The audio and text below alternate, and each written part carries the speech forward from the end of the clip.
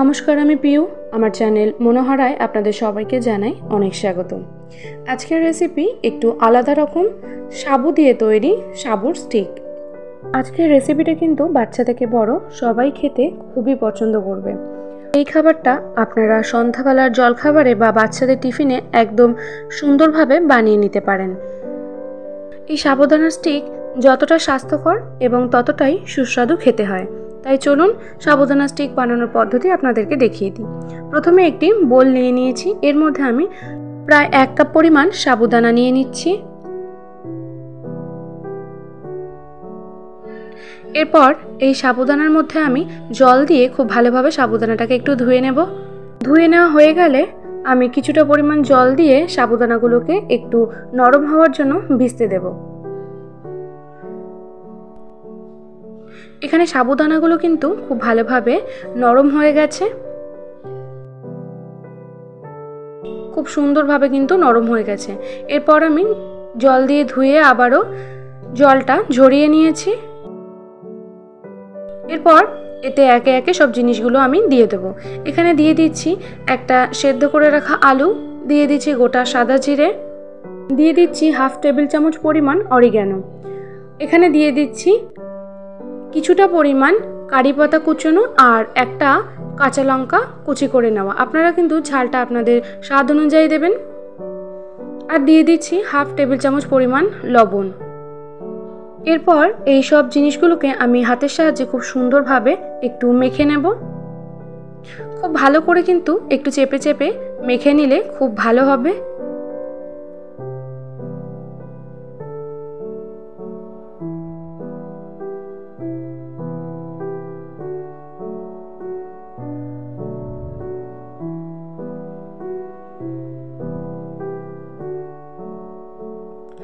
মাখা কিন্তু একদম তৈরি। এরপর এগুলোকে একে একে আমি গড়ে নেব।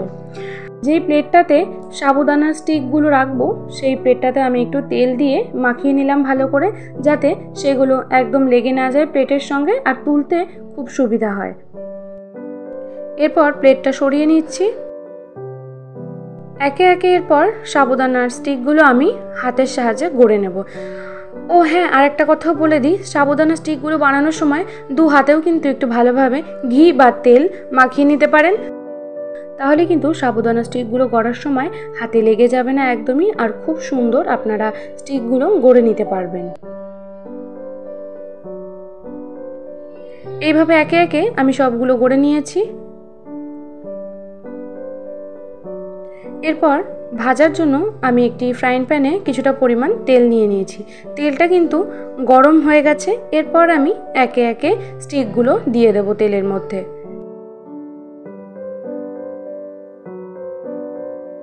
দেখুন, তোলার সময় কিন্তু একদমই অসুবিধা হচ্ছে না তেল দেওয়ার কারণে, আর খুব সুন্দরভাবে উঠেও যাচ্ছে।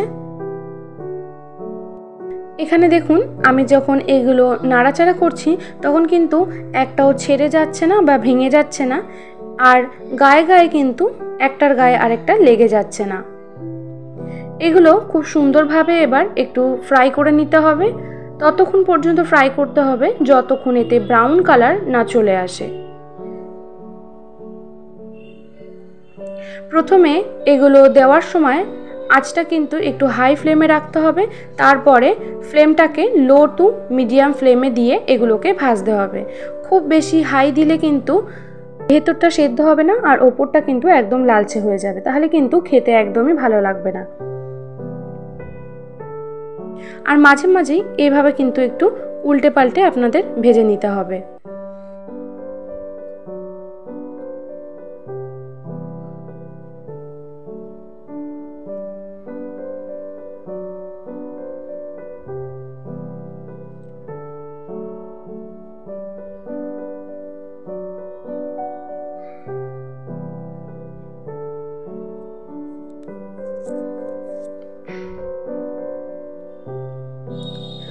দেখুন, হালকা ব্রাউন কালার কিন্তু অলরেডি চলে এসেছে। আমি আরও কিছুক্ষণ ভেজে তারপর এগুলোকে তুলে নেব।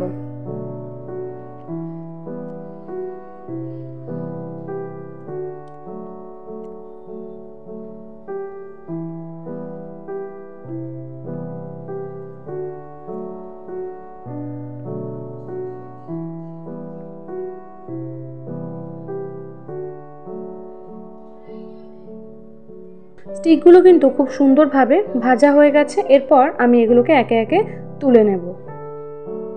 যখন স্টিকগুলোর মধ্যে ঠিক এরকম ব্রাউন কালার চলে আসবে তখনই কিন্তু আমাদের তুলে নিতে হবে। এর থেকে বেশি ব্রাউন করলে কিন্তু খেতে ভালো লাগবে না।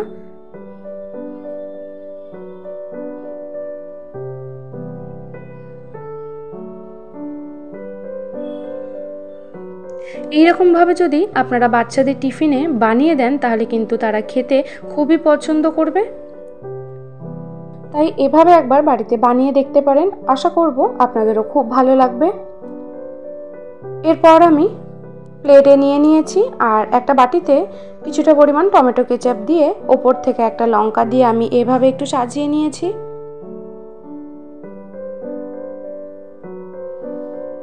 দেখুন কতটা ক্রিস্পি হয়েছে আর ভেতর দিয়ে একদম সুন্দরভাবে সেদ্ধ হয়ে গেছে, আর খেতেও কিন্তু খুবই অসাধারণ হয়েছে।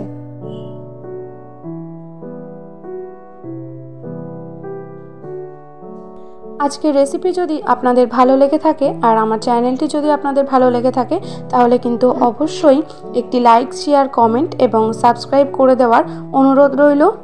আপনারা কিন্তু কমেন্ট করে আমাকে জানাতে পারেন আপনারা কী ধরনের রেসিপি আমার কাছে দেখতে চাইছেন। আমি কিন্তু অবশ্যই চেষ্টা করব করে দেখানোর। আজকে এই পর্যন্তই, দেখা হবে অন্য ভিডিও নিয়ে। ধন্যবাদ।